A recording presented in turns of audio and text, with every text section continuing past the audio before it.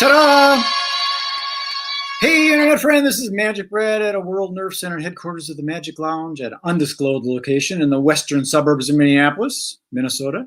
And I've got a friend on that I met over at a networking event in the event industry. His name is Luke, and I'm going to go to the green room if he's not in there eating the hors d'oeuvres. I got virtual drinks and appetizers and stuff in there. I hope he's enjoying those little digital tidbits. And here he is, Mr. Luke Porter. Hey, Luke.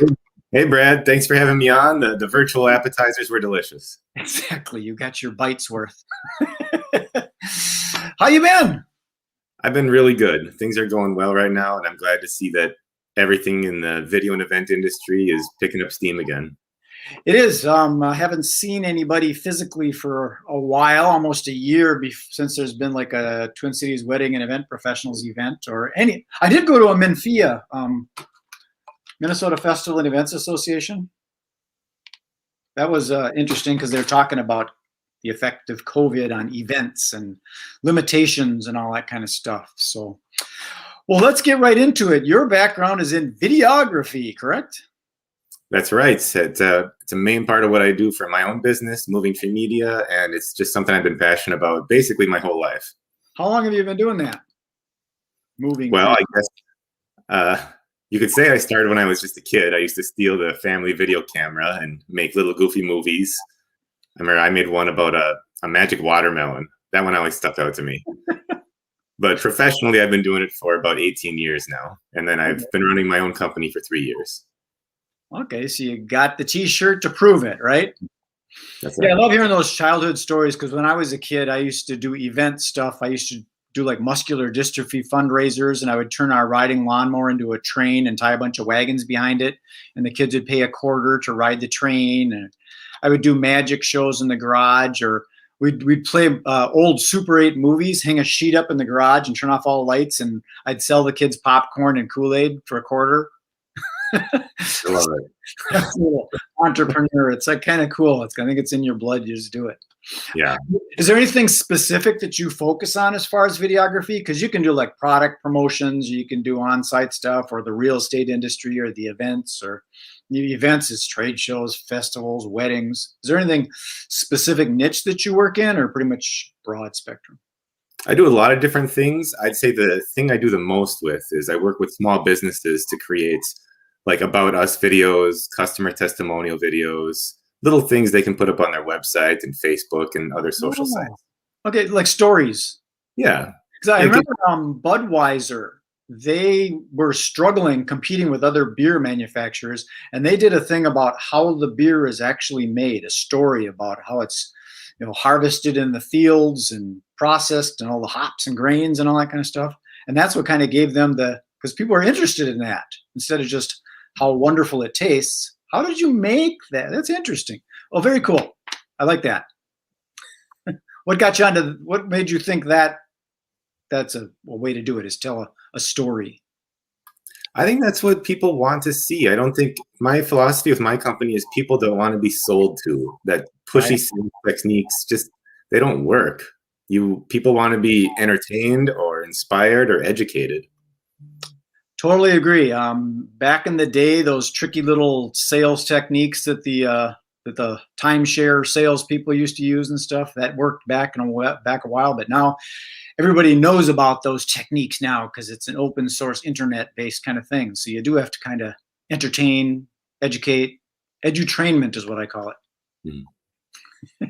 So you have some stuff that you want to present to us, I believe, and I'm not sure how long that takes. Do you want to get right back into it, or is there more conversation we should have? I think we should jump right into it. I've got some good stuff prepared about the event industry specifically, about how you can capture great video and use it for that industry. Okay. Is that what's queued up here? I'm going to go ahead and share my screen. I've got a presentation ready. Okay, I got two of them here. There's one that is got a rainbow color to it. Is that the one you want me to start? Yeah, it's got the big title, Capture the Event with Videography. Yes. Okay, I will click that one. We'll play the game. All right, so just a brief background about me. I've been doing video and digital marketing for about 16 years. Like I mentioned, started my own company 3 years ago. And video production is the main thing we do. And we also do some web design and some social media marketing. And I say we've got a team of 4 people now. Used to be just me, but now I've got my own team, and we serve the full Twin Cities area. And we've done stuff in Wisconsin and Iowa as well. So you could say greater Twin Cities, tri-state area, whatever you want to call it. But today I really wanted to focus on event videography, because I think the world's getting back towards being able to offer in-person events again. And I think that video is a huge component of that. So really the 3 things I'm going to cover is, why are these event videos important? How do you capture them? And then what kind of options do you have for these videos? Just a real quick touch on why video is important on a big, broad level. Just a couple quick statistics for you. 95% of people say they retain a message when it's in a video. If it's in a photo, it's something like 50%. If it's text only, it's something like 10%. So video is really how businesses are able to stick that memory in people, in their minds, be front of mind. 93% of brands say they got a new customer because of video on social media. And the average person spends over 100 minutes a day watching online video. Now, that's not stuff like Netflix and Hulu. This is videos on YouTube and Facebook and Instagram and LinkedIn and TikTok and all those other sites. So 100 minutes a day, video is incredibly important right now. But really specific to the event industry itself, why is an event video important? I think the first thing is it shows the vibe or the personality of the event way better than text or still photos can do. I think that it really connects the viewer to those people at the event and makes them think, oh, that looks awesome. I want to be there next time. I wish I was there. And then it also has the effect from a marketing perspective of getting those bigger vendors or those bigger sponsors attracted to the event next time around, where they can really see the scale of it, the personality again, and the people having fun.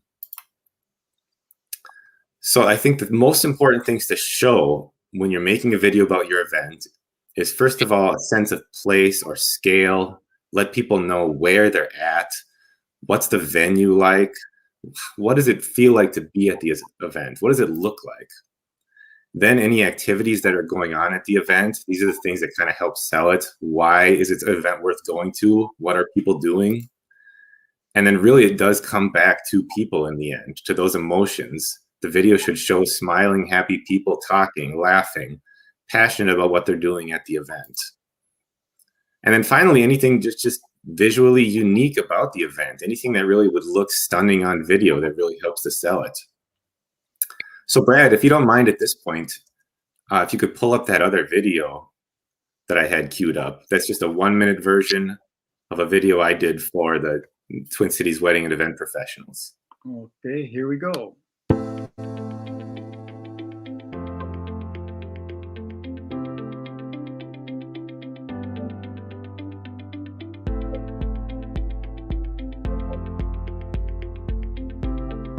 So the thing about this is it was a fairly small venue, but we still want to make it show up as a fun venue. We want to make it look like it's upscale. We want to make it look like people are having fun. We show a little bit of the event actual proceedings, and there's a longer video of this that shows more of the awards ceremony. But really, this was the 1-minute Instagram promo video. And I'll talk about that a bit more later, about how it's important to have different types of videos for different social media platforms. On Instagram, you only get a minute. So if you only have a minute to show your event, what do you show in that 1 minute? And I always feel like it comes back to the people and the fun and the activities and those real emotions. Got it. I get it. So you only got so much room, so you want to pick out the key spots that are going to trigger those emotions and desire to attend. Yeah. All right. If you could throw me back to my PowerPoint. Will do. There we go. So if you want to just capture the event yourself, if you don't want to hire a video team, if you don't have the budget, if it's a small event, if you just want to do it yourself, here are some tips on how to do that. First, either you or someone on your team capture the entire event with your phone, and then you edit the footage later with free video editing tools. It's really that simple. I'll get into a few more tips, But as far as video editing tools, if you're on an iPhone, iMovie is probably the easiest thing to use, and it's built right into the phone. If you're on Android, there's an app called Quick. It's spelled Kuik, and it's made by GoPro. And you don't have to own a GoPro to have this app. And it is probably the best video editing app for beginners on Android. To keep in mind when you're shooting a video yourself of an event with just your phone, have a power bank handy, because these events run long. You don't want your phone running out of batteries halfway through. And with the power bank, you can actually keep the phone charging while you're shooting. So if you are shooting groups of people, put your phone on portrait mode. If you're close up to the people, it'll kind of blur the background a little bit, and it'll make it look more like a professional video. And then make sure you have footage walking through the event. You might not use all of this, but it's good to have it on hand. Walk through straight ahead, through a crowd. Walk through with your camera off to the left or the right to pick up anything going off on the sidelines. This is footage you could speed up later, make cool little time-lapse walkthrough, or you never know what you're going to get when you catch little glimpses of people laughing and hugging each other. So just to backtrack 1 second on the types of phone to use, I recommend a phone made probably in the last 2 years, either an iPhone, a Samsung Galaxy, or a Google Pixel. Those 3 types of phones, the recent models, have incredible video capabilities. And I have clients that ask me, Luke, what kind of video camera should I buy for my business?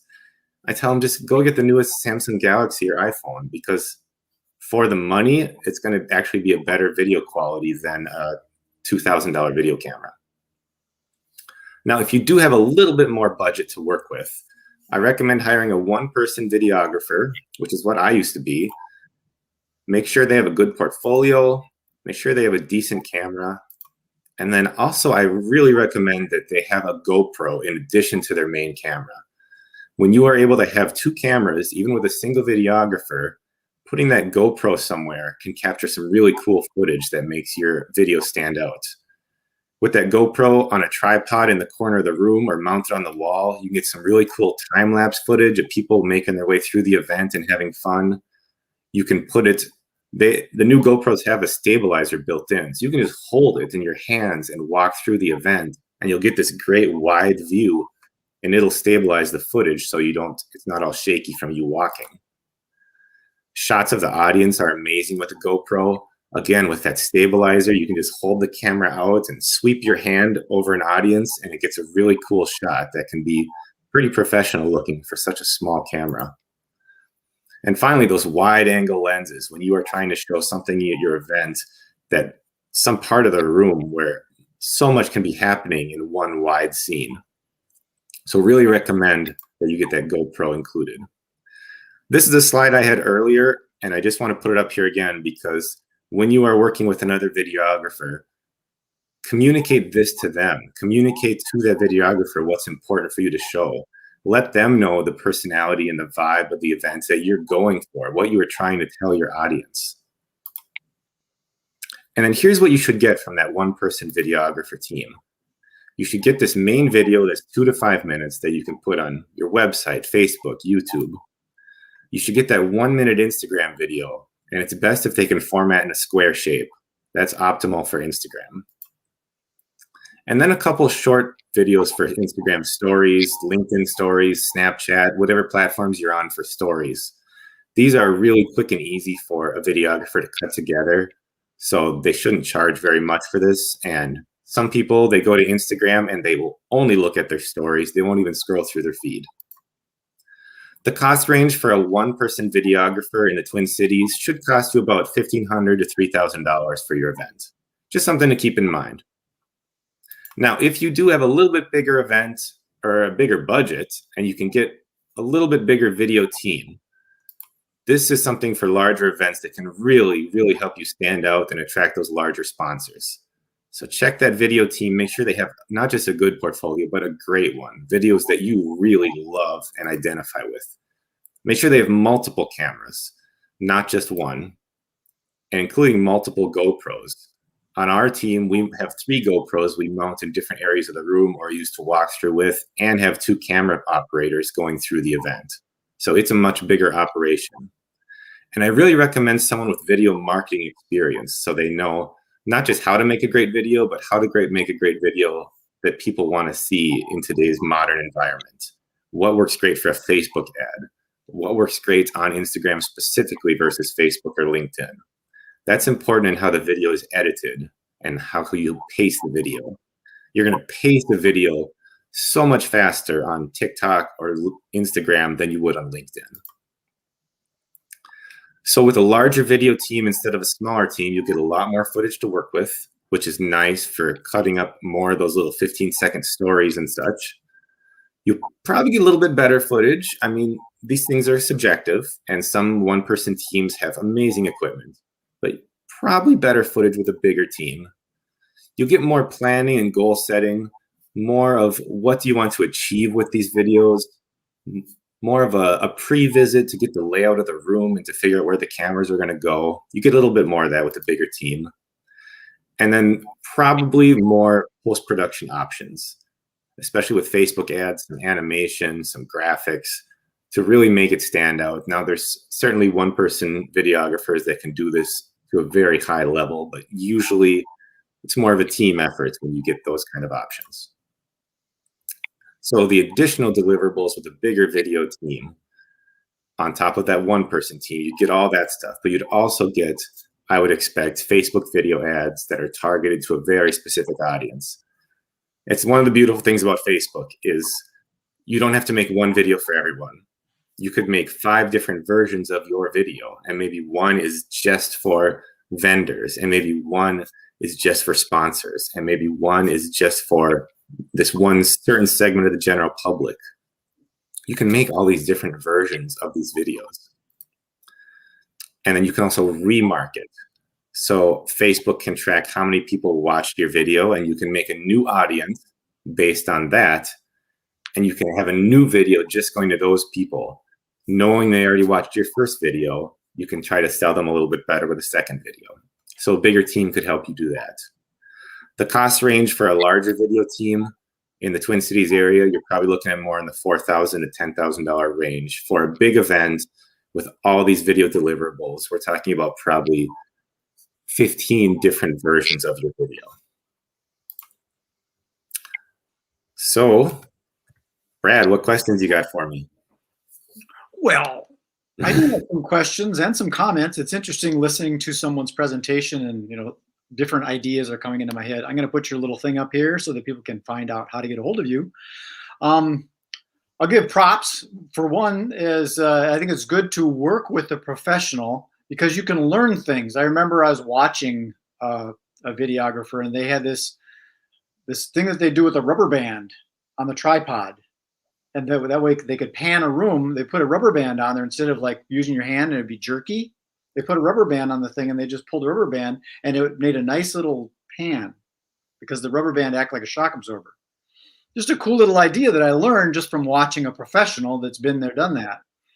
And another thing I wanted to point out is when people are investing in a videographer, you got to look at not just the product that you're getting, but the education you're getting from if you shadow that person and watch what they're doing. And you may need to work with somebody a couple times. And this came into my mind because I hired a photographer to take a picture at one of my take pictures at one of my events. And I said, I want lots of people. Well, what they heard was lots of people. So they had all sorts of pictures of 2s and 3s. That's not what I was thinking. I was thinking rows of people. I was looking for lots of groups, big groups of people. So I got wonderful photographs, but it wasn't no fault of hers or wasn't no fault of mine. It's just that the communication, that was lots of people. I got lots of people pictures, but it didn't quite convey right. So you might need to work with that videographer again. They'll start understanding how you operate. So I think it's important to work with the same videographer multiple times as you're going through, or photographer or vendor in general, because you get to understand them as a person and how they communicate. So that's some of my comments as I was watching all that. It was fascinating watching it. And I think it's also really important. You mentioned 3 different types of videos because the message is going to be different how that video is created. is it directed towards vendors or is it directed towards attendees? And then you had like the sponsorship. That's a whole different story that you got to tell that to that listening ear.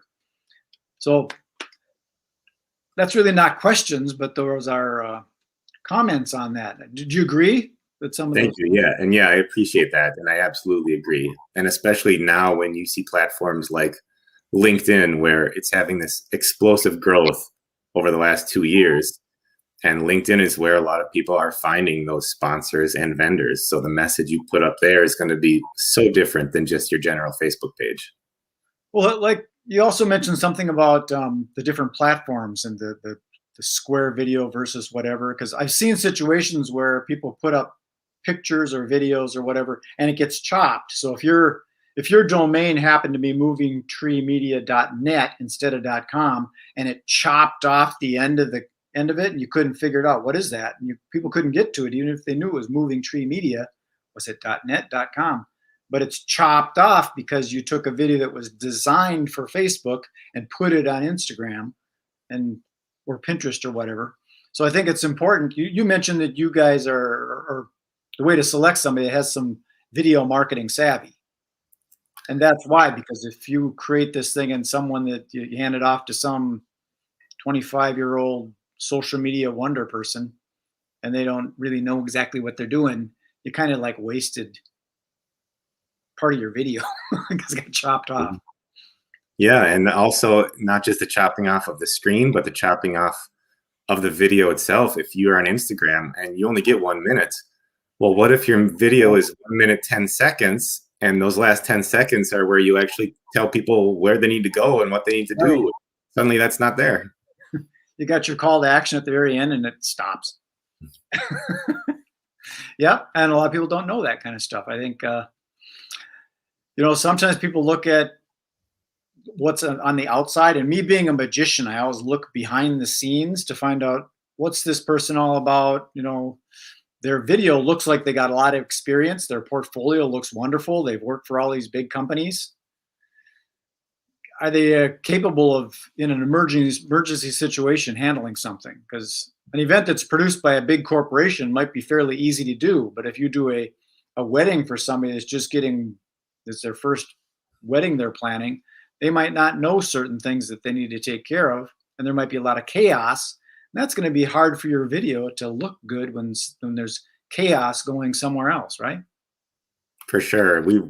I've had to learn over the years all the different situations you have to be prepared for. So now I come to every shoot with extra lenses, extra memory cards, extra batteries, just because things happen that you can't predict. Right. So experience is a good teacher. So you've been there, done that. You got the experience. I think it's important to hire someone that's, blaze the trail. They kind of know what's going on.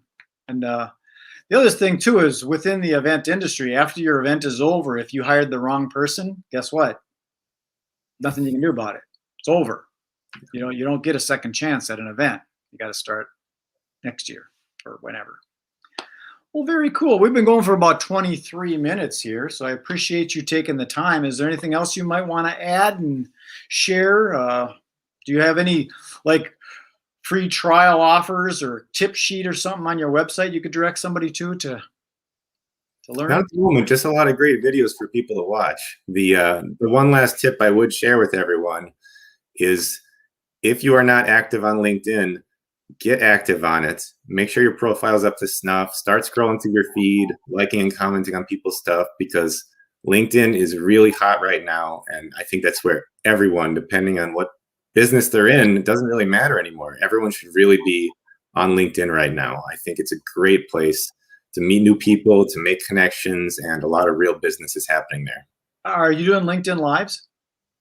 I've not done LinkedIn Live. I've done Facebook and Instagram. LinkedIn Live is only activated on about half the accounts so far. Yeah, you gotta beg. Yeah, I've been trying to get in there. They're rolling it out. It is the place to be. It's a lot less cat videos and stuff on LinkedIn. It's a little more professional. Yeah. That's how I got reacquainted with you. I saw one of your instructional videos on LinkedIn. That's right. Well, cool, Link. Link. I called you Link. Luke. I got links on the brain. Luke's in. I'm gonna pop into the green room, buddy. and then we can chat a little bit later, and I'll just sign this off. And appreciate you taking the time. Very good information. It's helpful. Thanks, Brad. Well, there we have it. That was my friend Luke. We're local event vendor type people here in the Twin Cities area, but I'm sure that if the budget's right, Luke will travel. Maybe you got something going on in the Philippines or Australia or Hawaii. I bet he could put his crew on your private charter jet and he'll fly over there and do your event. So appreciate you people taking the time. If you want to know more about me, you can go to magicbrad.com or just Google it. You want to know more about Luke, go to movingtreemedia.com. Okay, peace, love, and happiness. Enjoy the rest of your day. Be well, be good, be safe.